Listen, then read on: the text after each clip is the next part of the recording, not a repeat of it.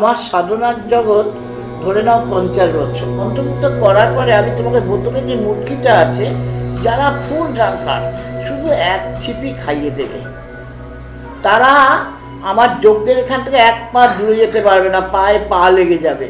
এখানে বসে মা কামাখ্যাকে স্মরণ করে কোনো মনস্কামনা জানাও বাবা, আমি তোমাকে বলছি তোমার মনস্কামনা পূর্ণ হবেই।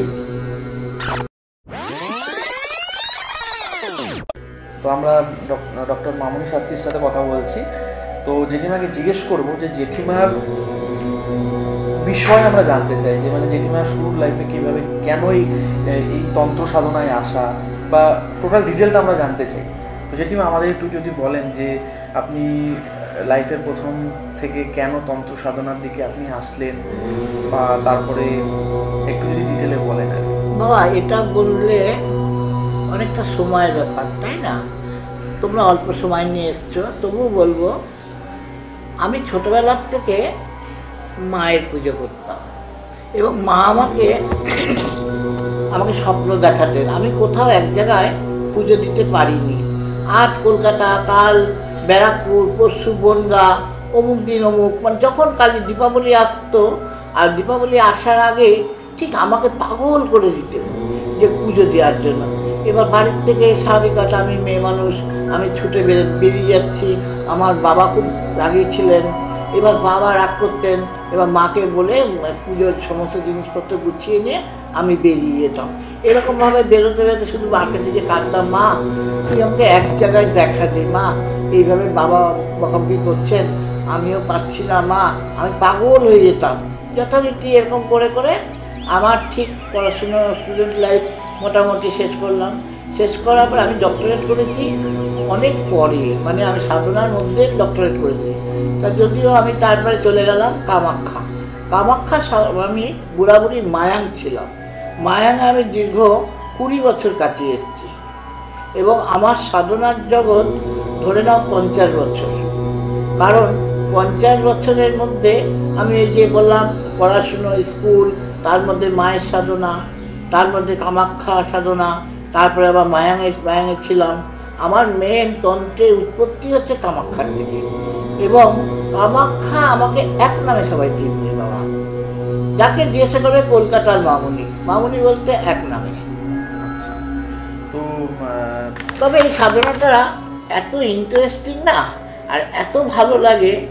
এই সাধনাটা করলে সত্যি কথা বলতে বাইরের কোনো চিন্তা ভাবনা কোনো কিছু আসে না, শুধু মনে হয় এক নামে, এক ধ্যানে, এক চিন্তায় বসে থাকি। এবং আমি শুধু দীক্ষা না, আমার দীক্ষা হয়ে গেছে, আমার শাক্তাভিষেক হয়ে গেছে, আমার পূর্ণাভিষেক হয়ে গেছে। ইচ্ছা আছে দেখি আর কতটুকু করতে পারি। তবে হ্যাঁ, পূর্ণাভিষেক আমি কামাখ্যার থেকে করেছি। কামাখ্যার অল পান্ডালের যে গুরু ছিলেন, গোহাই গুরু, উনি আমাকে পূর্ণাভিষিক্ত করেছেন। এবং পূর্ণাভিষিক্ত করতে আমাদের 1000 পূর্ণাভিষিক্ত পণ্ডিতকে লাগবে, পূর্ণাভিষিক্ত তান্ত্রিক। তেনারা 4টে যজ্ঞ চলবে, আর এই যজ্ঞের মাঝখানে আমি বসে যজ্ঞে আহুতি দিয়ে যাব, আর ওনারা সবাই কারণ পাত্র নিয়ে বসে যাবেন। এবং ওখানে সিস্টেমটাই অন্যরকম, লোকে দেখবে কারণ, কিন্তু বাবা ওটা কিন্তু কারণ নয়। ওটা তোমাদের সামনেও দেখিয়ে দেবো, আমিও দেখিয়ে দিতে পারবো যে ওটা কারণ থেকে দুধের থেকে ঘি তৈরি করে দেবো, মধ্যে ছাড়িয়ে তৈরি করে দেবো, ওটা দিয়ে আবার যজ্ঞ করিয়ে দেখিয়ে দেবো। এগুলো হচ্ছে মেন কামাখ্যার তন্ত্র। ধরো যারা বহু দিন ধরে খুব ড্রাঙ্কার, নেশা ছাড়াতে পারছে না, নেশা দিনের পর দিন নেশা করে যাচ্ছে, কিচ্ছু না, তুমি আমাকে ছোট্ট একটা বোতল দেবে, আমি বোতলটা মন্ত্রমুগ্ধ করব। মন্ত্রমুগ্ধ করার পরে আমি তোমাকে বোতলে যে মুটকিটা আছে, যারা ফুল ড্রাঙ্কার শুধু এক ছিপি খাইয়ে দেবে, তারা আমার যজ্ঞের এখান থেকে এক পা দূরে যেতে পারবে না, পায়ে পা লেগে যাবে।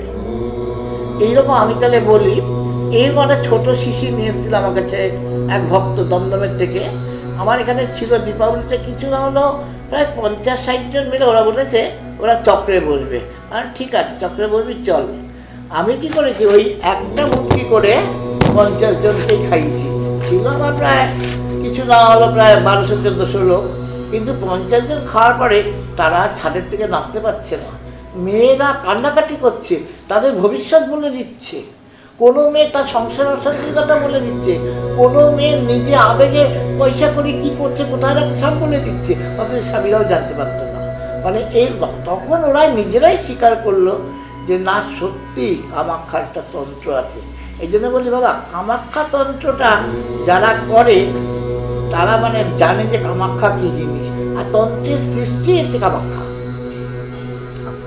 আর তন্ত্র মানে মন্ত্র, মন্ত্রের শক্তি হচ্ছে সব থেকে বড় শক্তি, যে শক্তিকে তুমি ইয়ে করতে পারো, জাগাতে পারবা। যত জপ করবা, আমাদের বলে জপের দশমাংশ হোম, হোমের দশমাংশ তর্পণ, তর্পণের দশমাংশ পুরস্চরণ, পুরস্চরণের দশমাংশ ব্রাহ্মণ ভোজন।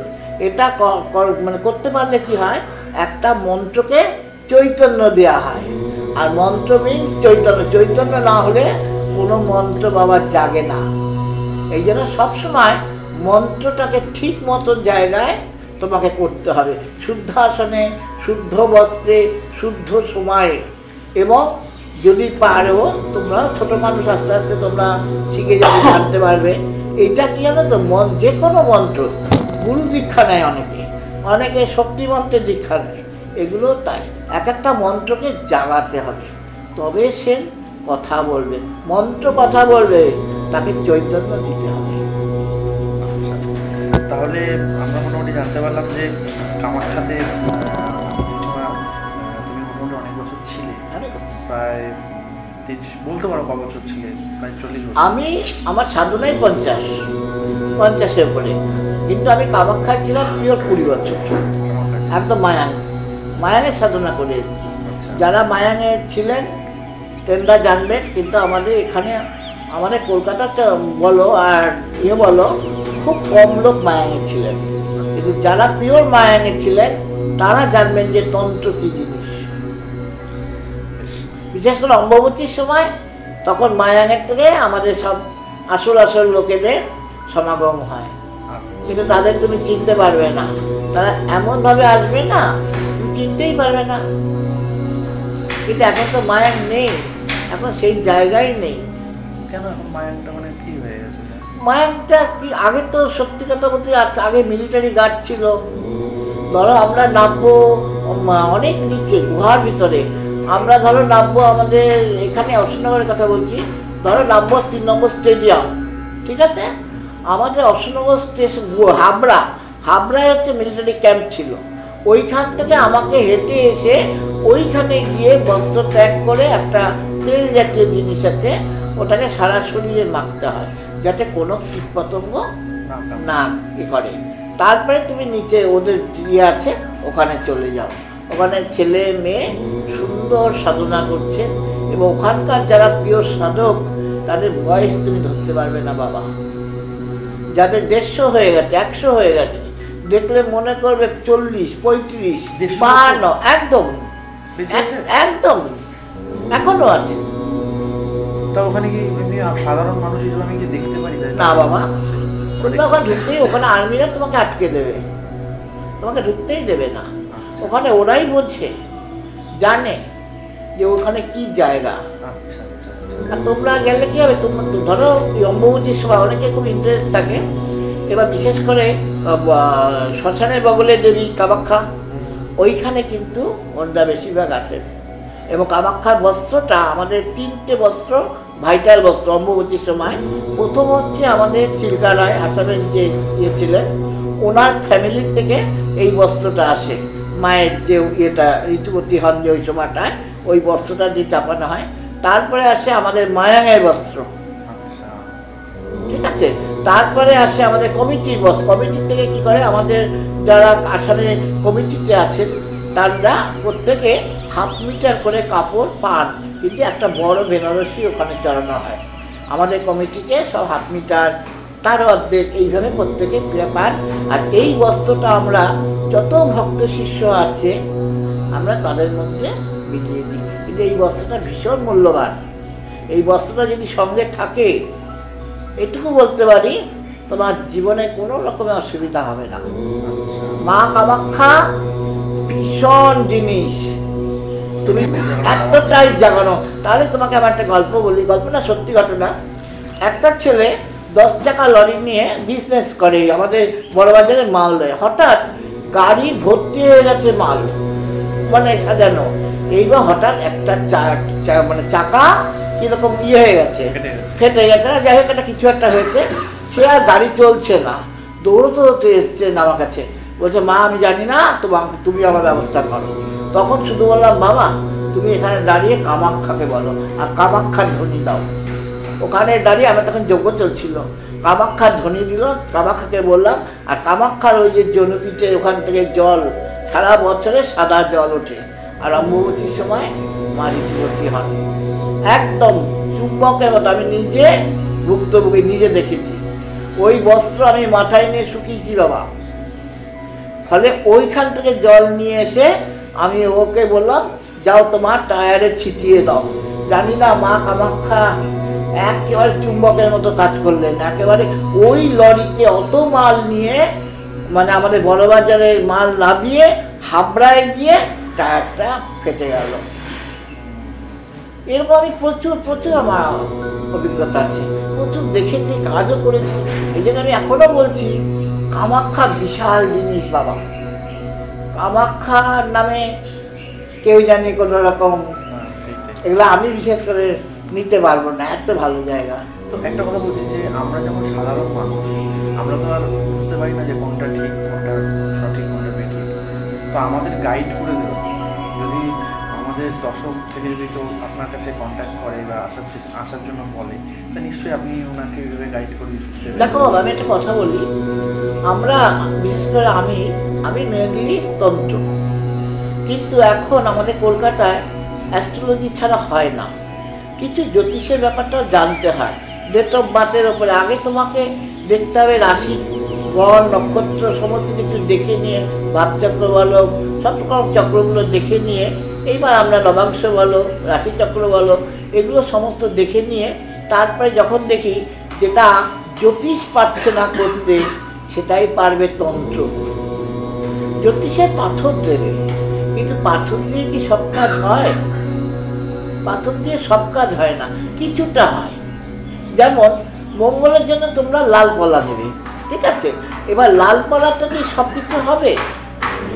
লাল পলা যেরকম হবে না আমি তা বলছি না, হবে, কিন্তু তার থেকে যদি রক্ষা কবচটা করা যায় সেটা আরো বেশি পাওয়ারফুল হবে, ঠিক আছে?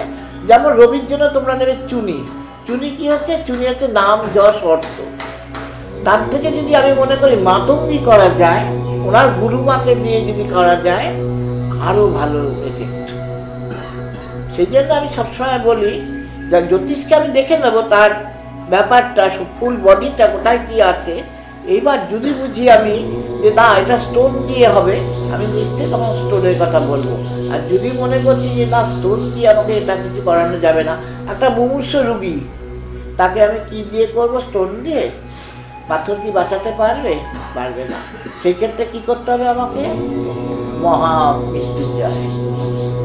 মহামৃত্যুঞ্জয় আমি নিজে করেছি বেনারসে আমি সবেদোয়া ঘাট, রাজা হরিশ্চন্দ্র ঘাট, আমি বহমান গঙ্গার উপরে আমার নৌকো চলছে, আমার যজ্ঞ চলছে।